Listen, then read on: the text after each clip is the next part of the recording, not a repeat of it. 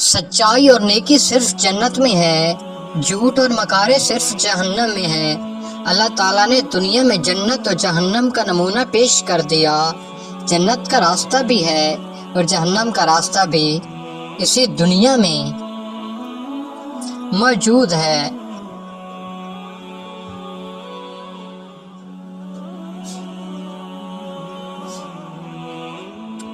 جنت میں خشک خلق آدمی مراتب ضرور پائے گا، اگرچہ عبادت میں کم ہو۔ بدخو بد خلق کی جگہ دوزخ ہے، اگرچہ نماز پڑھے اور روزہ رکھے۔ بندہ مومن کو دنیا میں محبت و مشقت سے زندگی گزارنی چاہیے، مذہب کی حدود سے تجاوز نہ کرنا چاہیے۔ دنیا تو کافر کے لیے ہے، ان کو یہی جنت ملنی ہے۔ مومن کے لیے تمام عیش و آرام اور نعمتیں جنت میں مہیا کی گئی ہیں۔ حسد ایک آگ ہے جو انسان کو جلا کر راکھ کر دیتی ہے اور دوسروں کو عداوت پر ابھارتی ہے۔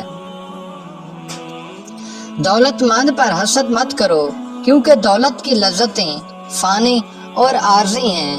دوسروں کی خوشی اور آسودگی پر حسد نہ کرو، اس لیے کہ ان پر سرور زندگی کچھ روزہ ہے۔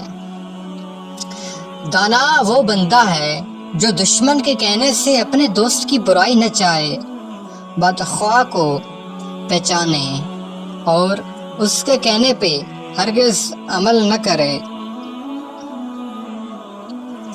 یہ دنیا ایک دلدل کی طرح ہے، اس میں پھونک پھونک کر قدم رکھو۔ ایک پاؤں دھنسا تو دوسرا اور بھی دھنسا جائے گا۔ اگر باہر نکلنے کی کوشش کرو گے تو اور بھی نیچے دھنستے چلے جاؤ گے۔